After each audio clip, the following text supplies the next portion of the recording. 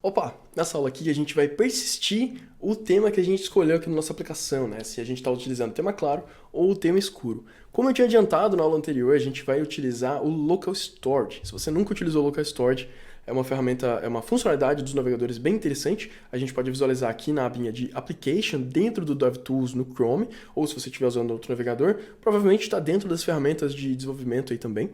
Aí a gente tem aqui esse Storage, esse menuzinho de Storage, e abrindo aqui a gente tem todos os dados aqui do nosso localhost. Lembrando que localhost é uma URL, né, um host que a gente utiliza para todas as aplicações, então talvez você acabe vendo dados de outra aplicação que você definiu, porque a gente está usando o mesmo endereço, mas aí basta vir aqui e clicar nesse Clear All, que ele vai limpar tudo, beleza? E aí a gente começa sem nenhum dado de outra aplicação aqui, beleza? Show de bola, a gente não tem nada aqui, meu local storage está limpo, então vamos lá. A gente precisa fazer duas coisas.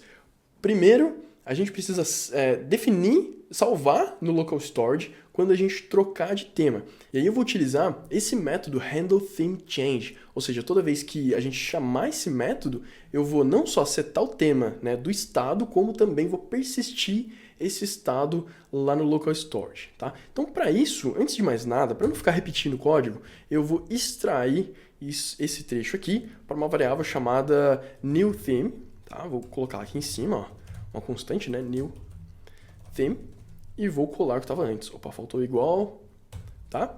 Que aqui não deve ter mudado nada. E agora eu vou estar apto a utilizar o local storage para armazenar o tema.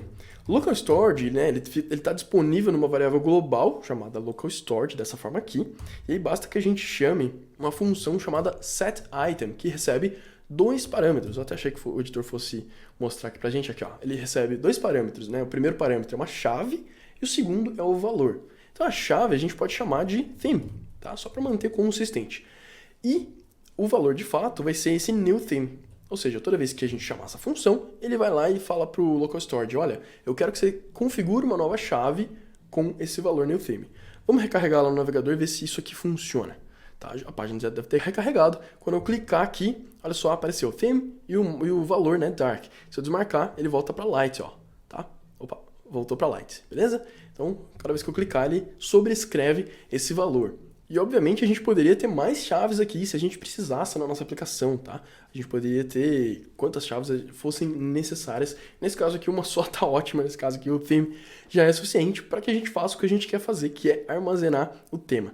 Só que ainda não vai funcionar. Se eu recarregar minha página, ele ainda vai voltar para o tema light. Por quê? Porque aqui a gente está definindo o tema light, né? A gente está setando o tema light como default. E a gente precisa, na verdade, ler esse valor do local storage. Aqui a gente escreveu, a gente usou um set, e a gente precisa ler, utilizando um get. O useState, para nossa sorte, recebe dois tipos de parâmetro. Ele recebe uma string, que é o que a gente fez aqui, ou ele também pode receber uma função. Então olha só que interessante. Se a gente passa uma função aqui dentro, e aí aqui eu faço um return light, isso aqui também funciona, tá? Olha só. Deixa eu fechar isso aqui, tá? Continua funcionando.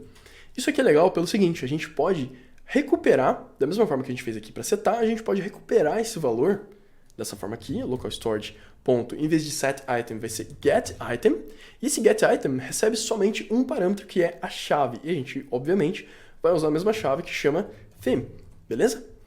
E aí eu vou atribuir isso aqui para uma constante que eu vou chamar de stored theme, ou seja, o tema armazenado, né, no navegador. E aí eu posso verificar se esse valor existe. Caso contrário, aí sim ele pega um valor padrão. Tá? Então, de novo, aqui eu estou setando uma constante, estou definindo uma constante chamada storedTheme. Se for a primeira vez que o usuário estiver acessando essa página, ele não vai retornar nada. E aí ele vai ignorar essa variável, essa constante, e vai ler esse valor light. Por outro lado, se ele já tiver setado alguma coisa, aí ele vai ler daqui, tá? Isso aqui é simplesmente um pipe do JavaScript, né? A gente está utilizando ou um ou outro. Se ele tiver setado, usa ele. Se não, usa esse valor padrão. Vamos recarregar lá e ver se funciona, tá?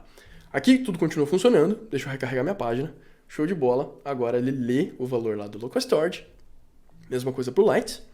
E se eu vier aqui, application, local storage, e apagar esse valor, apaguei todos na verdade, quando eu recarregar, ele volta para o tema light. Então você tem para o modo escuro, recarreguei, continua escuro. Se eu apaguei esse valor e recarreguei, ele volta para o padrão que era o light, beleza?